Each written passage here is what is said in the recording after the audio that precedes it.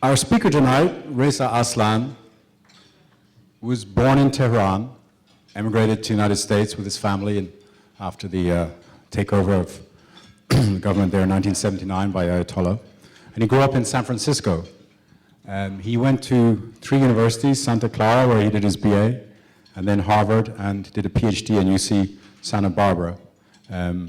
He's an established authority on religions. His first book, No God But God, The Origins, Evolution and Future of Islam, I read in Iraq, was a very interesting look at both where Islam comes from and where it might be going. And that's how I first got to know his work. It was an international bestseller and lasted, what, 10 years? You had a long run for that. What's interesting about his latest book, Zilot, The Life and Times of Jesus of Nazareth, is that he sold more copies in 1 month than he sold of his bestseller in 10 years, the first one.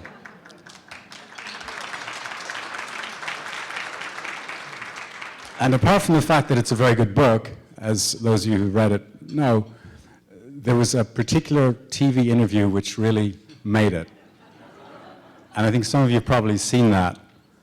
It was on Fox, and the host, Lauren Green, conducted what, in my professional opinion, having done some interviews in my life, was undoubtedly the worst ever televised interview in the history of American television. Bold statement. A bold statement. But what it did was, it made his book rush off the shelves like hotcakes. And so, we're going to start our conversation with the same question she asked, which is, why would a Muslim write a book about Jesus? Yeah. You know, I've had 8 months to think of an answer, and I can't think of one. You know, what's funny about that whole experience is how quickly it stopped being about either me or the book. And I don't know if this is a good thing or a bad thing, but we've become so polarized as a country that this sort of 10-minute TV interview became yet another reason for us to pick sides, right? What I noticed in the weeks following that interview going viral is how quickly people had to pick a camp. Are you on Fox's side or are you on Reza's side? And to me, you know, stepping back and watching this whole phenomenon take place, what I found truly fascinating and even inspirational is that it launched a series of conversations about things such as journalistic integrity, media bias, and the role of religion in society, who gets to speak for Jesus. These conversations that I tend to have in a dusty library, you know, with 2 other academics, all of a sudden became a conversation that the entire country was having. It was a thrill for me to have inadvertently launched a much-needed public discussion on these incredibly important yet heady topics. Before we get into the book, there was an interesting question came up in our student briefing where one of the students asked you how it was. So you were born Muslim, you converted to Christianity when you were 15, and then converted back to Islam in college. And the question was how that affected your thinking and your religion. And you had quite an interesting answer. Yeah, I said it didn't, because my faith has never been in a religion. My faith has been in God, and religion is nothing more than just simply the language that I use. So it's like saying that I used to speak Persian and now I speak English. How is that? I mean, I'm still communicating the exact same sentiment. I'm just using a different language to do so. I did grow up in Iran. I mean, I grew up in a family, as I described, as sort of a mix of lukewarm Muslims and exuberant atheists. My mother was the lukewarm Muslim, and my father was the exuberant atheist. The kind of atheist who always has a pocket full of Prophet Muhammad jokes that he pulls out at inappropriate moments. But, you know, in a sense, my father's sort of militant atheism saved us, because at the end of the revolution, when the Ayatollah Khomeini returned, those of you who remember, what the first thing that he said is that he had no interest in any sort of political role, that he wanted nothing to do with government, that he just wanted to go back to his studies. My father took one look at that and said, bullshit.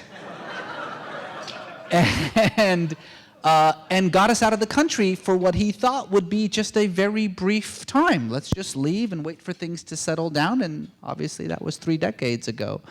So when we came to the United States, we were not a particularly religious family. I mean, religion was part of our identity, I suppose, in a way, but it wasn't all that serious for us. But then coming to the United States in the early 80s, I'm not sure if you remember the 1980s. Not a good time to be Iranian in the United States, as opposed to now, when it's fantastic.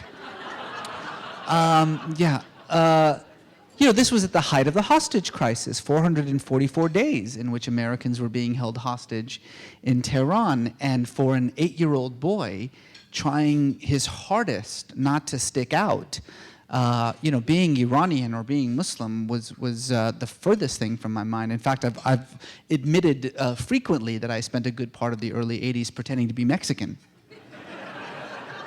Yeah. And let me tell you something. You know that your particular ethnic community is in trouble when you assume Americans will treat you better if you say you're Mexican.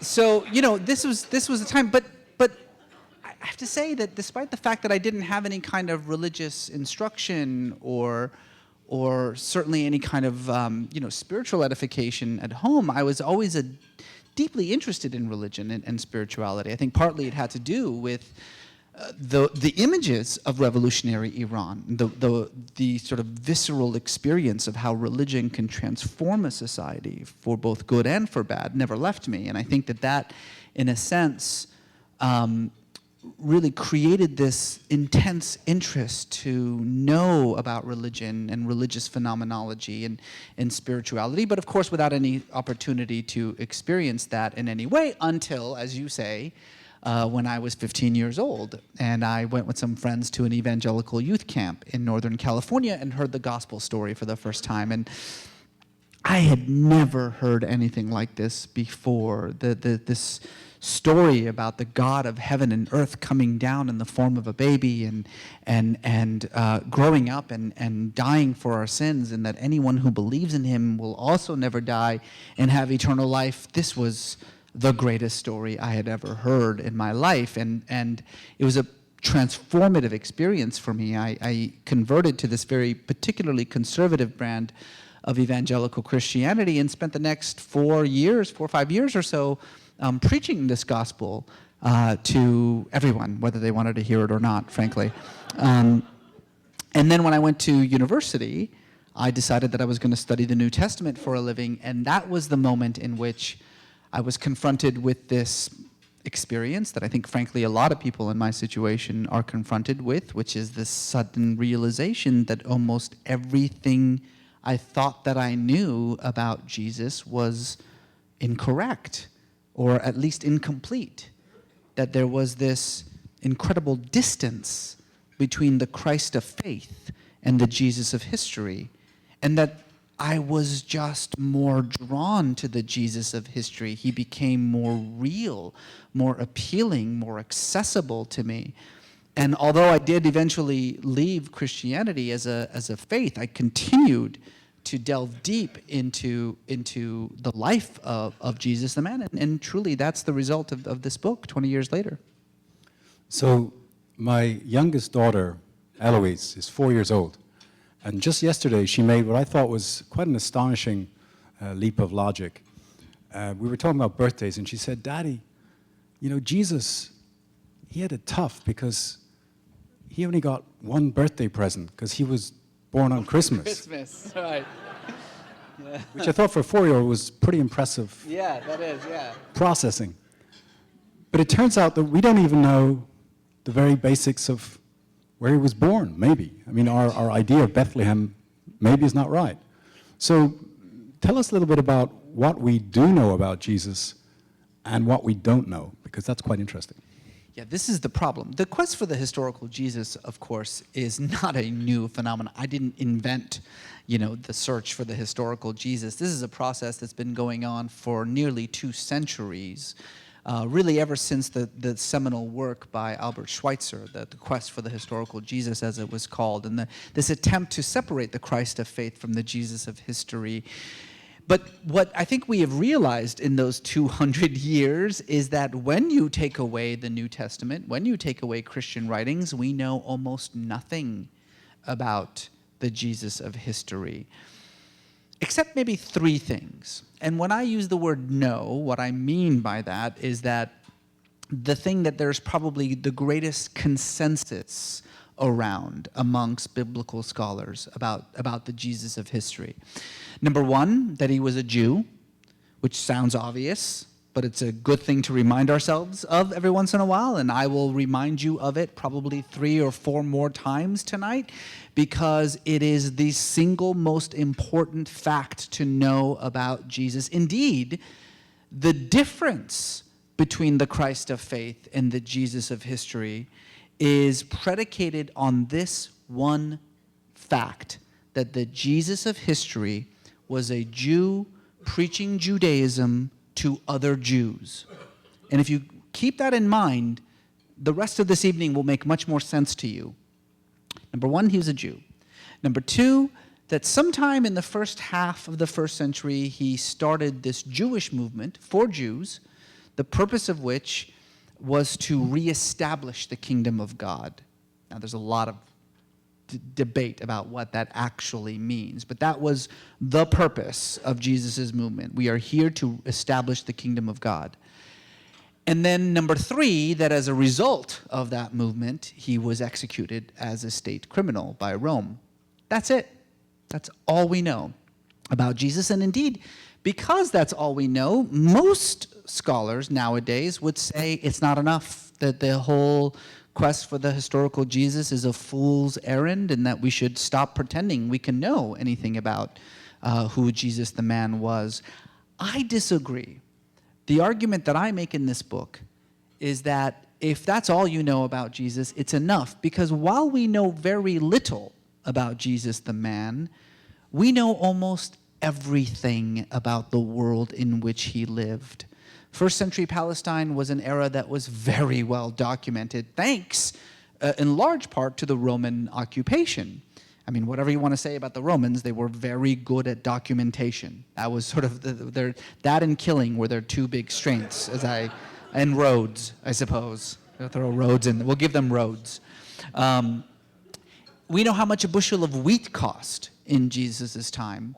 And so what I try to do is take what little we know about Jesus, plant him firmly into his time and place, and allow that the world in which he lived and the time in which he lived to define him, to create his biography. And then we can go to the Gospels and analyze the claims of the Gospels according to what we know about the history of the time to decide what is more likely historical or less likely historical. And when you do that experiment, the Jesus that arises is a little bit different than I think the Jesus that perhaps most of us are familiar with.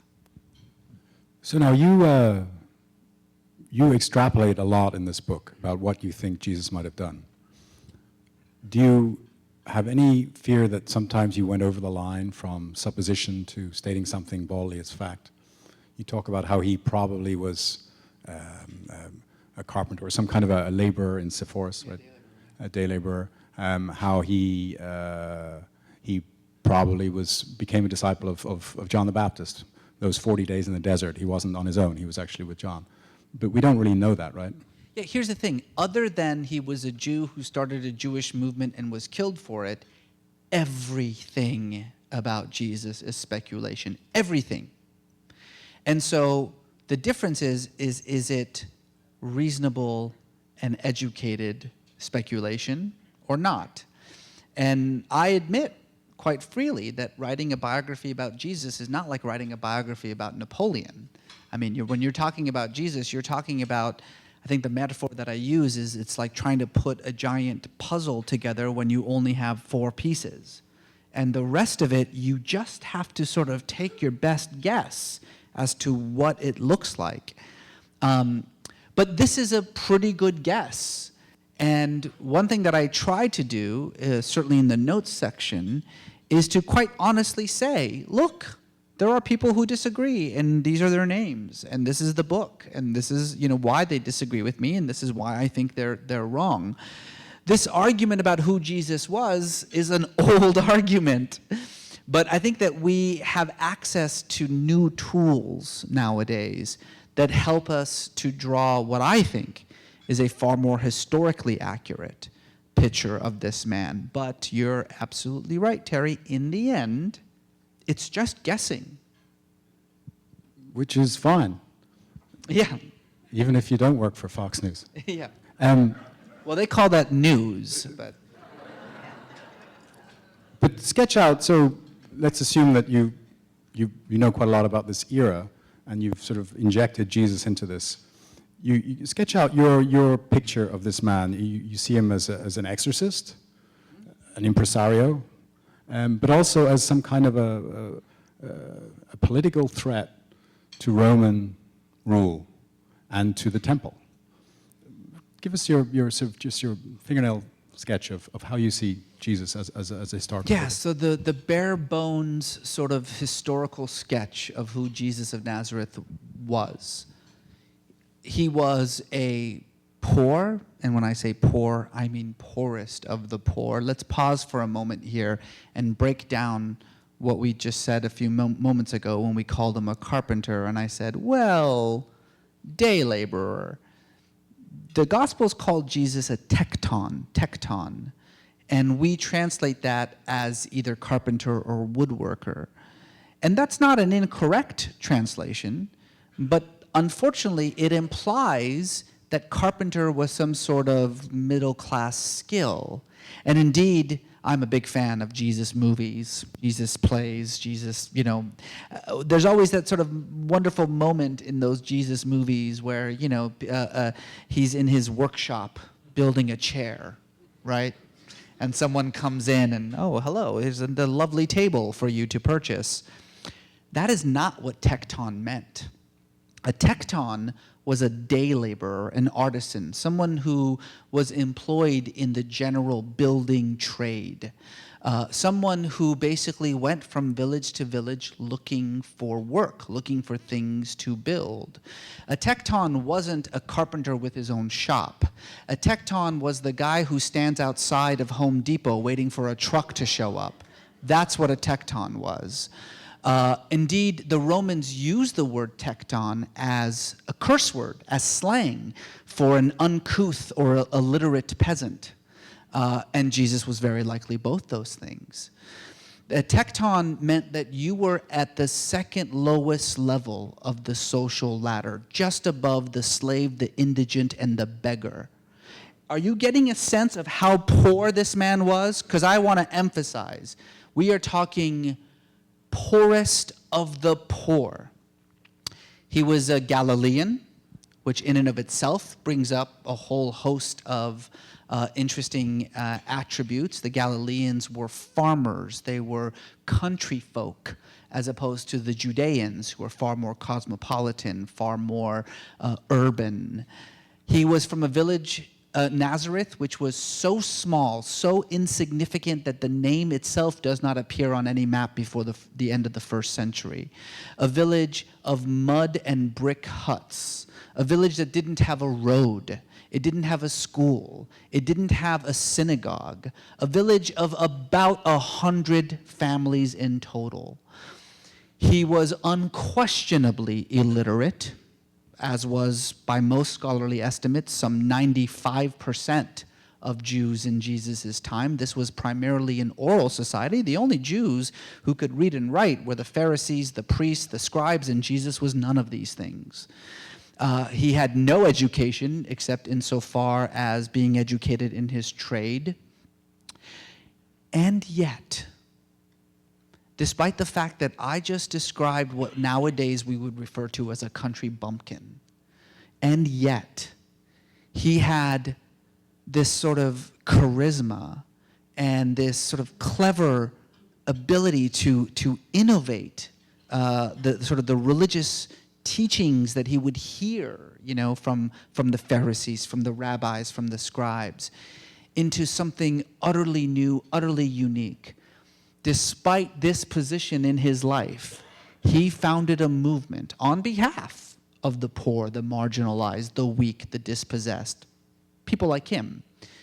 A movement that was seen as such a threat to the stability of the Roman Empire that he was hunted down like a criminal, arrested, tortured, and executed for the crime of sedition. And let me unpack that just for 1 minute, because I've said it twice now, but I want to emphasize what I mean when I say executed for state crimes or for sedition.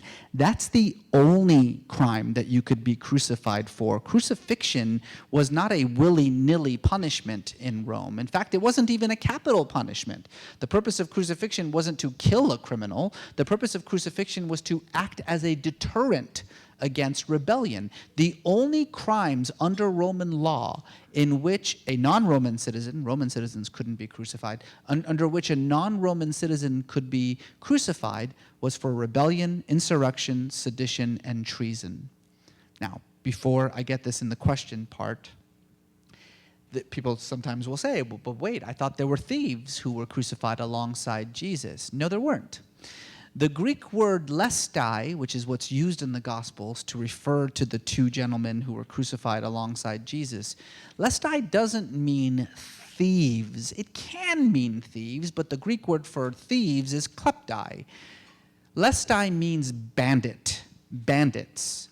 And in Jesus' time, bandit was the most common term that Rome used for an insurrectionist. Indeed, Jesus is repeatedly called a bandit in the Gospels.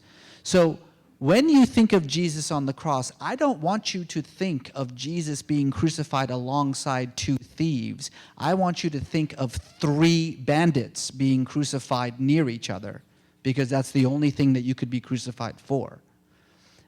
That little biography of this man, I think, is phenomenal. It's funny, one of I get a lot of criticisms for this book, as you can imagine, but the one criticism that I don't understand is when people say, oh, well, but by politicizing Jesus and by making him human, you've sort of, you've taken away what's extraordinary, what's special about his story. I mean, I don't understand that at all. The story that I just told you, imagine that I just told that story about a guy named Fred. Would you not want to know Fred? I would think that Fred sounds like the most interesting man in the world. I mean, and for me, the humanity of Jesus makes him so much more extraordinary, so much more remarkable, so much more worth knowing and indeed following than the sort of theology about Jesus. But I guess the concern of some people would be that by demystifying this man, you subtract from the religiosity. I can see how people would say that. Yeah, and I understand that. But I have to remind people, of course, that as we were talking in our student section early on, the foundation of Christianity, the absolute central pillar of Christianity, is that Jesus is both fully God and fully man, that he is both of these things. Now, I don't want to talk for the people in this room, but I used to be a Christian, and I can tell you from personal experience that I could never understand, I could never reconcile that idea. And I get it, that it's supposed to be a mystery. I get it. Please don't email me. I get it. But what I mean to say is this, is that for me, the God part of Jesus' identity always subsumed the man part. It became impossible to think of Jesus as suffering or cold or anxious or scared or any of these sort of human emotions that a person would have, because in the back of my mind I would just think, yeah, but he's God. So the metaphor that I often use is that it's sort of like watching a tightrope walker with a net. Who cares? I mean, who cares? Honestly, what's the big deal? So he falls. So what? There's a net underneath him. There's no reason to be invested in it. What I'm trying to say with this book is that whatever else you believe about Jesus, whether you believe he's the Messiah or the Son of God or indeed God incarnate, whatever else you believe about Jesus, you believe that he was also a man. And if that's true, if that's truly what you believe, then you have to face the consequences of that belief. What are the consequences of that belief? Well, the consequences are that he lived in a very specific time and place, that his teachings were addressed to very specific social ills, that his actions were a response to very specific political and religious powers of his time, that he was whatever else he was, a product of his world. So if you want to know who he was, again, over and above any kind of theological claims you have about him, if you want to know who he was, you need to know about the world in which he lived, because that world shaped him. So I have one more question, and I want to open it up to the audience. Treating Jesus as a historical figure who came into Jerusalem Palm Sunday as his triumphal entry. Obviously, his followers thought great things. Here was the Messiah who'd arrived. Within a week, he's dead. And it appears that he's failed. In fact, the first book, the first gospel, Mark, isn't written for another 40 years. So what happened? Because now he's the biggest historical creature, historical creation of Western civilization. Yeah. Explain how Jesus went from a failed Messiah to the only to the Christ. Yeah. No, it's a very good question. Well, first, let me say something about that whole triumphal entry. What's fascinating about Jesus is that he had a very brief ministry. I mean, the ministry itself was less than 3 years. But that all of but 5 days of those 3 years he spent in Galilee. And not just in Galilee, he spent in tiny, poor, insignificant villages in the Galilee for almost all of that 3-year mission except for the last 5 days. And then, at one point, for some reason, he basically tells his followers, let's go to Jerusalem and die. That's what he says. Now, a person of faith would say because that was the plan of God all along, and that is a perfectly good answer. But if you want to sort of think of Jesus as a human being making human decisions, you are in this sort of, it's a stumbling block. There's this moment in which Jesus says, let's go die. And he walks into Jerusalem begging the Romans to kill him. He enters claiming to be the king. He takes part in this dramatic act of violence, an act of treason in his cleansing of the temple. And almost immediately, he's arrested, tortured, and executed. I mean, it's hard to imagine that he thought anything else would have happened. Why? Again, the faith answer is a very good answer, but the human answer to me is so much deeper.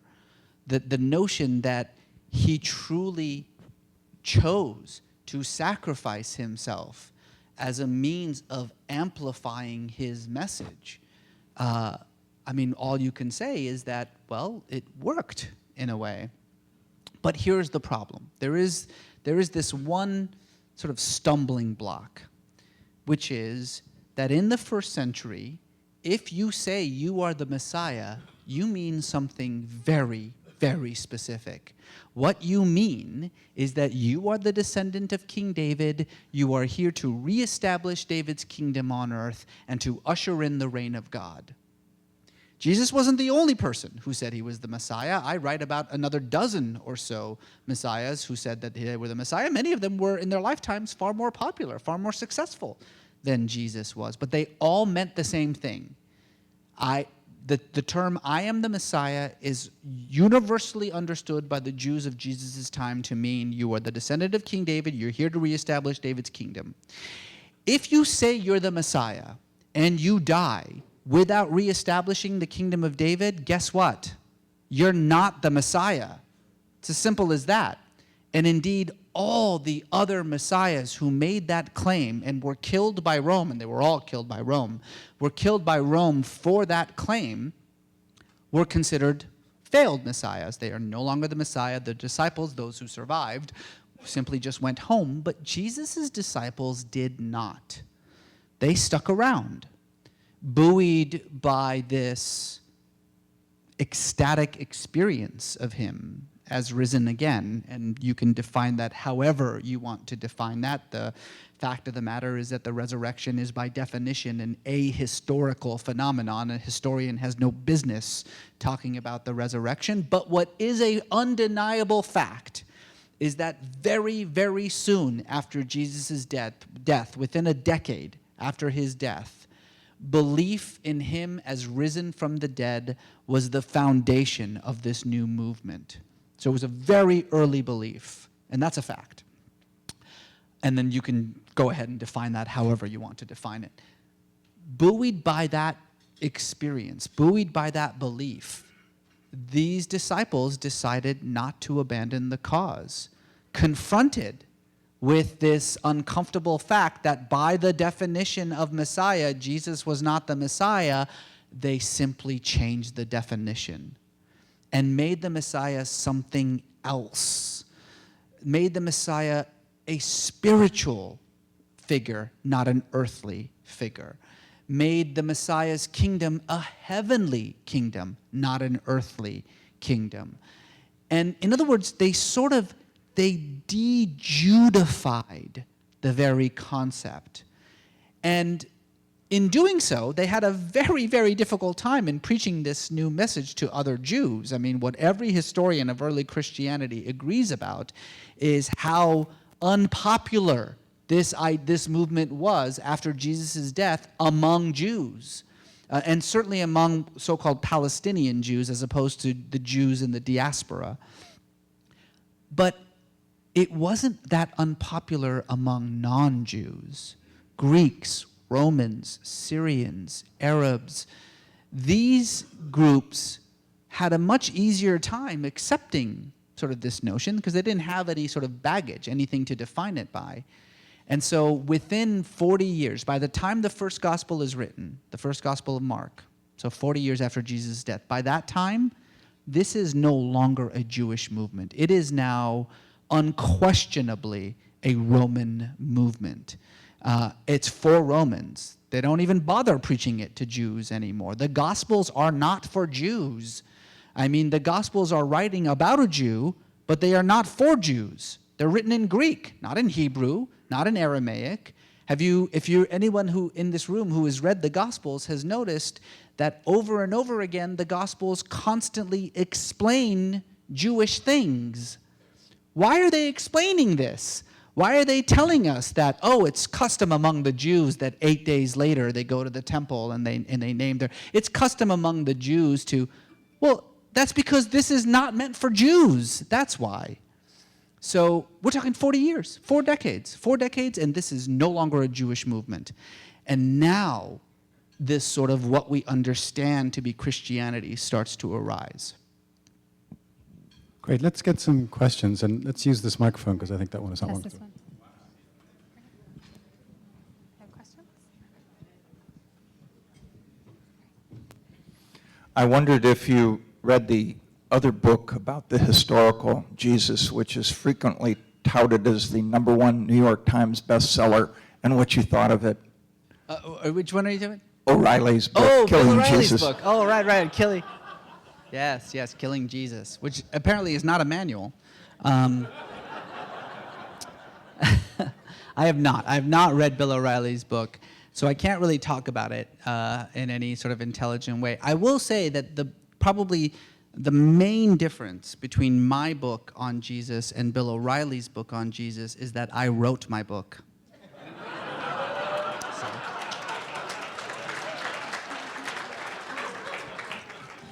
You know what? Let me just say one very, very quick thing about this, because I have friends who've read it, and I've read reviews of it, and I understand basically he's turned Jesus into a member of the Tea Party, and because it's all about taxes as far as he's concerned. That Jesus was upset about the high cost of taxes, which actually is true, and government interference, and that's why he rebelled, and that's why he was killed. That's fine. I will say this, though, is that what fascinates me is the way in which the political right in this country has absorbed Jesus, like made Jesus their own sort of icon. The Jesus of history is a Middle Eastern Jew who advocated free health care and fed the poor. That's the nightmare of Bill O'Reilly, okay? That's the about exact opposite of everything Bill O'Reilly thinks. How, aside from the Gospels, Matthew, Mark, Luke, and John, and of course the writings of St. Paul, the letters, the epistles, and all of that, did you refer to the scrolls of Chernobogsky and Nag Hammadi, and of course all the other Gospels that were afloat? About how much did you look to them in researching this book? Yes, very good question. So, as many of you probably know, we are familiar, of course, with the 4 canonized Gospels, Matthew, Mark, Luke, and John, but we know that there were dozens and dozens of other Gospels. We now have copies of them. Thanks to a find in 1945 in a village in Upper Egypt called Nag Hammadi, we now have access to an entire canon of extra-canonical Gospels, including the Gospel of Philip and the Gospel of Thomas, the Gospel of Mary Magdalene, etc., etc. These are sometimes referred to as the Gnostic Gospels, and some of them are Gnostic, but that's a strange term to use for the entire library. Now, many of these Gospels were written in the 2nd and 3rd centuries, with the possible exception of the Gospel of Thomas. There's reason to believe that the Gospel of Thomas is a very early one, perhaps written. So let's put things in perspective for a moment. We already said that the Gospel of Mark was written sometime around 70. So Jesus is born about 4 BC. He dies sometime in the early 30s. Paul starts writing in the 50s, the early 50s. So the first person to ever write about Jesus is Paul. But that's problematic because of 2 reasons. One, because Paul never met Jesus, never knew Jesus, never spoke to Jesus. And 2, because Paul never actually says anything about Jesus. He says nothing about anything that Jesus... Paul never quotes Jesus. He never says anything that Jesus did, except for, of course, the Last Supper and the crucifixion and the resurrection, but those are creedal formulas for Paul. They're not historical events. Paul has no interest in the historical Jesus. His interest is in the celestial Christ. The first gospel, the Gospel of Mark, is written around 70 or 71. The Gospels of Matthew and Luke are written sort of simultaneous to each other, sometime between the years 90 and 100, unbeknownst to each other, but around the same time. And then the Gospel of John is written sometime between 100 and 120 AD. I would say the most common dating for the Gospel of Thomas is between 120 and 150. So that's pretty close. The rest of them, however, are written in the later 2nd and 3rd centuries. And while they provide an incredible insight into the enormous diversity of Christianity. I mean, when we read these other Gospels, what we realize is that there is no such thing as Christianity. There were maybe 2 or 3 dozen Christianities. There were dozens of different ways in which people thought of Jesus and who he was and what he did. Of course, in the 4th century, when Rome becomes Christian, and now it's time to create a canon and one orthodox version of Christianity, all of these other Christianities become outlawed and their texts are all destroyed. Thank God some monk, in the 4th century had the wherewithal to collect all of these and shove them in a cave for us to find, 1600 years later. Otherwise, we never would have seen them. These are enormously interesting. They're enormously helpful in telling us about Christianity. They don't tell us anything about the historical Jesus because they are 200 years removed from the historical Jesus. To be perfectly frank, neither does the Gospel of John. I don't use the Gospel of John. The vast majority of Jesus scholars ignore John because it's just too late. Really, to be honest, many of them also ignore Matthew and Luke. There is a strain within Matthew and Luke called Q. It's a long story, but that people use. But really, what we rely on mostly is Mark, the first gospel, because it's the earliest gospel. I mean, look, does that necessarily make it more historically accurate? No, but we have to create some limits. We have to think of something that would make us more reliant on something, and the best thing that we can think of is earliest. Earliest gets most weight. The back of the room. Hi, could you talk about Jesus the Exorcist? Yeah, right. We brought that up and we just dropped it, didn't we? It's really interesting and hard for the modern mind to wrap itself around. But we have more evidence of Jesus as a miracle worker / exorcist than we have evidence of anything else about him, including his birth and death. Now, let me emphasize what I mean here. I don't mean to say that we have evidence of Jesus's miracles. We don't have evidence of his individual miracles.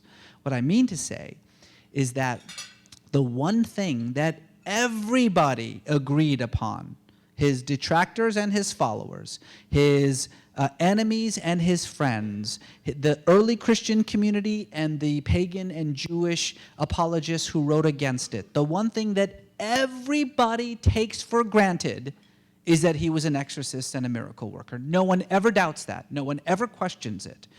The people who wrote against Jesus didn't say, oh, he was a charlatan. They said, yeah, he was an exorcist and a miracle worker, but he wasn't God. And then we'll move on.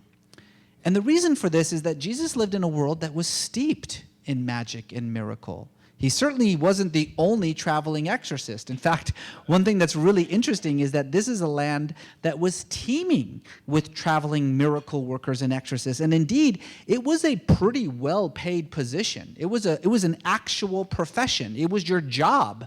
This guy's a tecton and this guy's an exorcist. And these guys would walk from village to village. Now, bear in mind, by the way, I keep using these terms interchangeably because it's important to understand that in Jesus' time, illness was understood as a manifestation of demon possession. There's no difference between the two.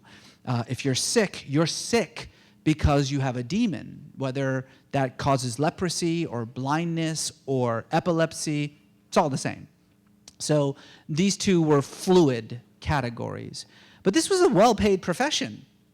People walked around making a very good living healing people exorcising demons out of people.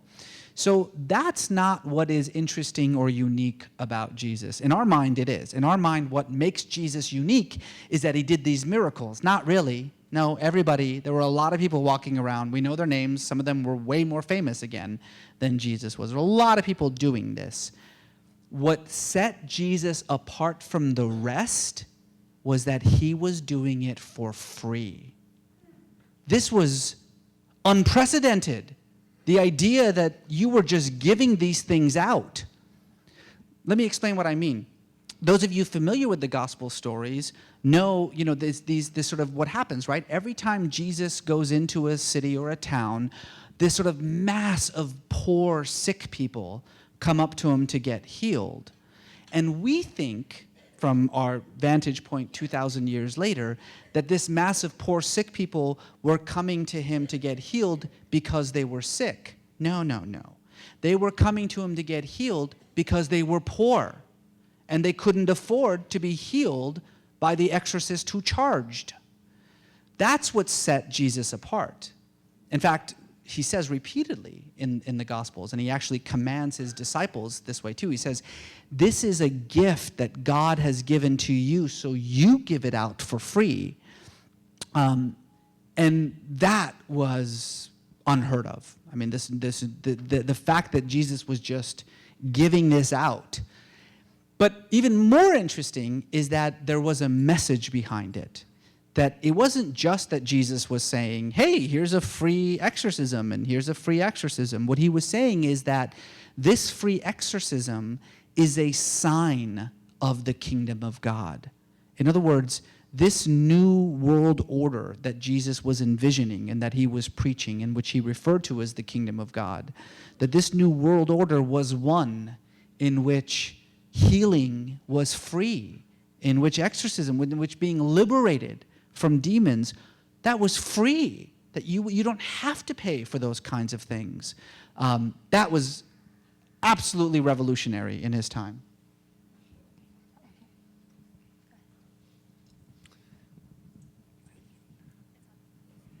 Well, the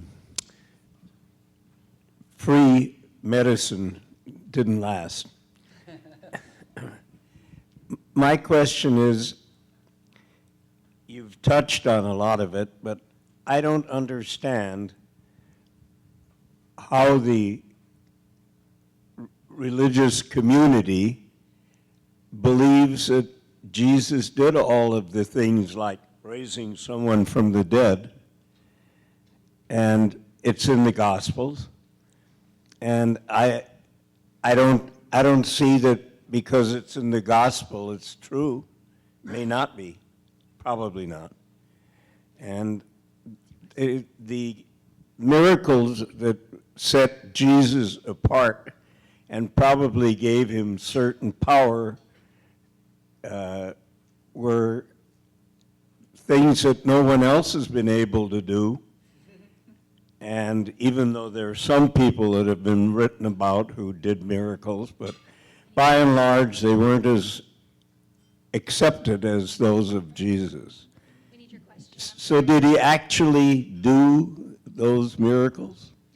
Well, see, again, that's not a question that a historian is allowed to answer. That is a question of faith. What a historian can tell you is that this was the claim, that he wasn't the only one doing these things. And by the way, there are still people walking around in tent revivals, healing people and, making them walk and all that stuff. You can watch it on TV late at night if you want to. I don't know how to describe the context of a world in which magic and miracle are a part of everyday life. That's just the world in which Jesus lived. A person of faith would say that is the providence of God, that is the hand of God at work. A person without faith would say this is mass psychosis, that it's just sort of a communal placebo effect that was being seen. I think both of those are pretty good answers. I don't know which one is right. I believe in God, so obviously I'm open to some pretty crazy and absurd possibilities. But I will say this, that to your earlier question, I think the best skill that we can learn is how to read the Gospels.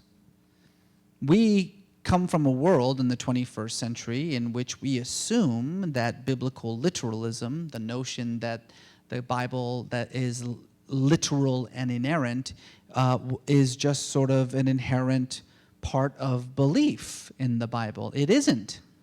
The concept of biblical literalism in the 2,000-year history of the New Testament is a little more than 100 years old. Let me just say that one more time. In the 2,000-year history in which the Gospels have existed, the idea that what you are reading in Matthew, Mark, Luke, and John is literal and inerrant is a little more than 100 years old. It was the result of a very interesting movement, a backlash to Christian liberalism and the scientific revolution at the end of the 19th century, end of the 20th century, excuse me. I'm sorry, end of the 19th century. What century are we in? Yeah, the end of the 19th century. by a group of American Protestants who began a movement that was launched by a series of tracts that were written called the Fundamentals, and that is where we get the term fundamentalism from. It's a very new phenomenon. That's not how Christians have historically read the Gospels. It's certainly not how the church fathers who collected the Gospels read them, and it's absolutely not how the Gospel writers themselves intended them to be read. And I go through great lengths in the book to explain, what I mean by that. I'll put it in the simplest way possible. The Gospels are absolutely replete with historical errors and with contradictions. The Gospel of Matthew says Jesus was born in 4 BC. The Gospel of Luke says Jesus was born in 6 AD. That's 10 years difference. Which one is right?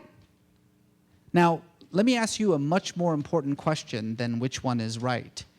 Do you think that the church fathers who in the 4th century decided to put both Matthew and Luke in the canonized New Testament didn't bother to read them first?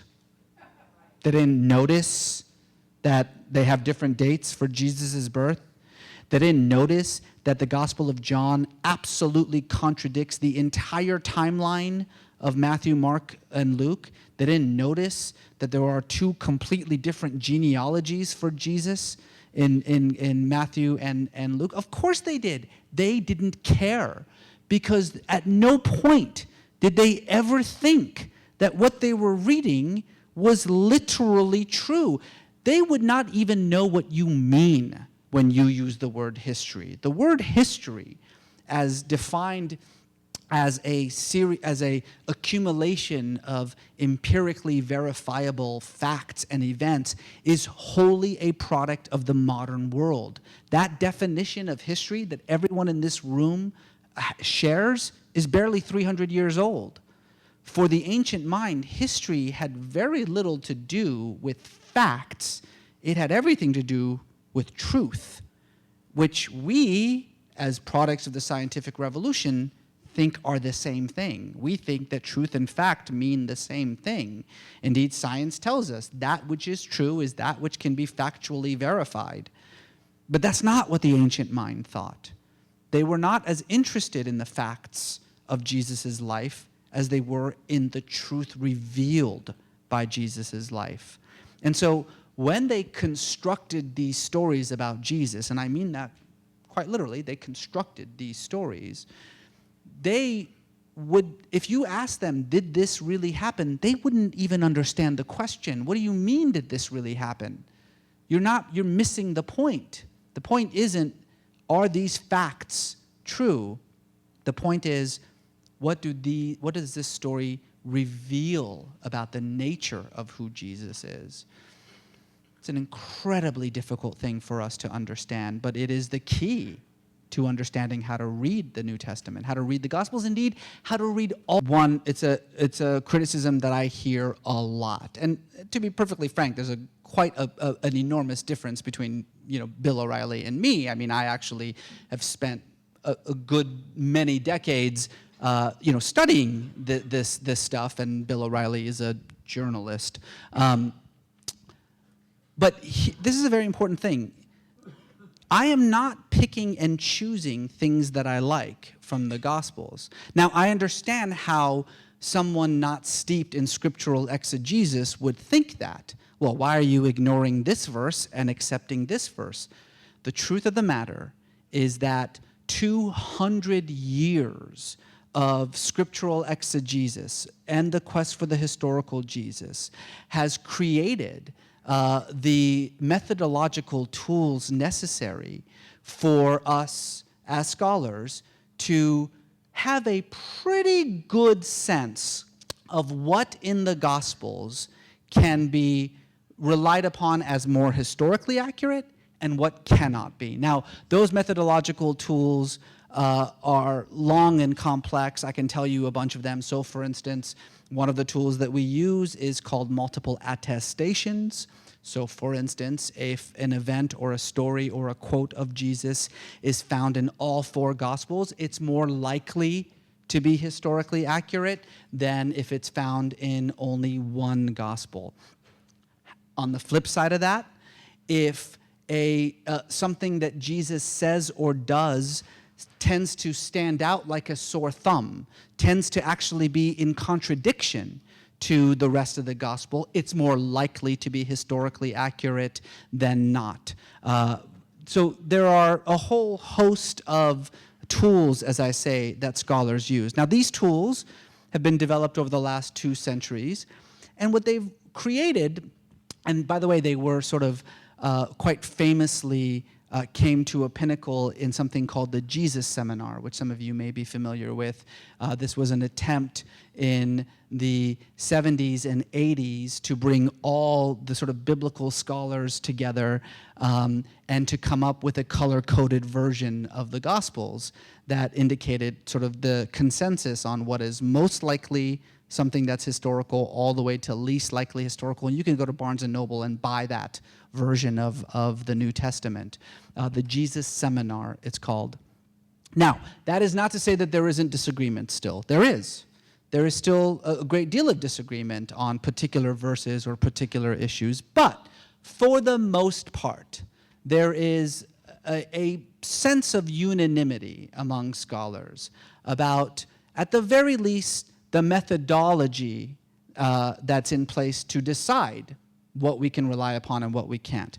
One of those key methodological means is timing, right? So as I said before, the Gospel of John, which has a completely different chronology than the Synoptics, which was written way, way later than the Synoptics, and which begins with this clear and present statement that what you are reading has nothing to do with history. En arche en halagos kai halagos proston theon. In the beginning was the Word, and the Word was with God, and God was the Word. This, right away, from verse 1, you know that John is talking about something else entirely. The Synoptics never call Jesus God. Only in John does Jesus say, I am the Father, I am God.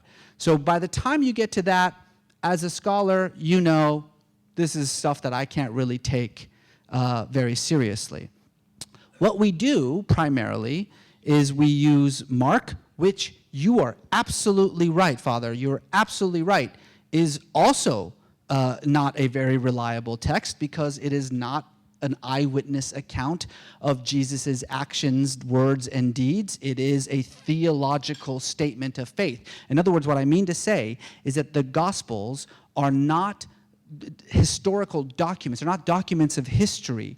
They are theological arguments. The gospel writers already believed something about Jesus, and they wrote their gospels to prove that belief, not to lay out the things that Jesus said or did, but to make an argument about who he was. And to your point, by the way, nobody who ever wrote a single word about Jesus that we have ever met him. Nobody. Paul never met him. Mark never met him. Matthew was not written by Matthew. It was written by Matthew's community. John was not written by John. It was written by John's community. The apostles, like Jesus, were illiterate peasants. They could not read or write, and they were long dead by the time the Gospels were written. So that's another thing that we have to remember as scholars, that these are documents of faith. They are theological arguments written by people who never met Jesus. This is the second generation of Christians. But we can still use them. That doesn't mean that they are useless, that we should just toss them aside. We can still use them. We can still go through them and tease out sort of little bits of history. But to do that, we have to constantly analyze those claims according to what we know of the history of the time. For instance, when the Gospel of Luke says that in the year 6 AD, the governor of Syria, Quirinius, decided to launch a census of the entire Roman Empire, and that this census forced all subject peoples to uproot themselves from the cities in which they live and to travel to the cities of their forefathers, the cities of their father's birth, in order to be counted. And Jesus, therefore, Jesus' family left Nazareth and went to Bethlehem, which is where Joseph is from. And as they were waiting to be counted, Mary gave birth to Jesus. Well, we know that that is just not true. It's just absolutely false. We know everything there is to know about Roman taxation law. As you can imagine, the Romans were pretty good about writing those things down when it comes to taxes.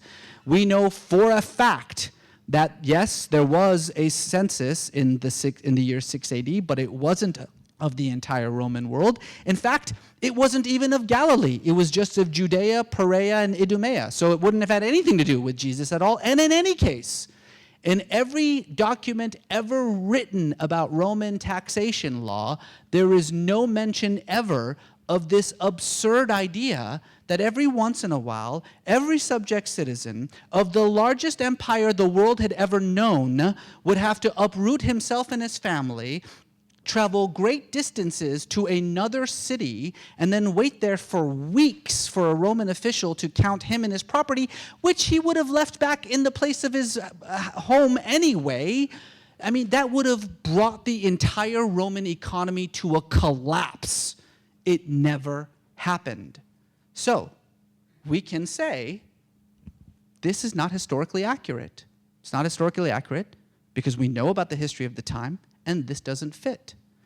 So there is a way to do this. There is a way to tease historical information from the Gospels, but it begins with an acknowledgement that the Gospels are not history. They are not a biography of Jesus. They are not even about Jesus. They're about the Christ. They're an argument made by people who already believed that Jesus was God about why he was God. They are about who Jesus was, not what Jesus did.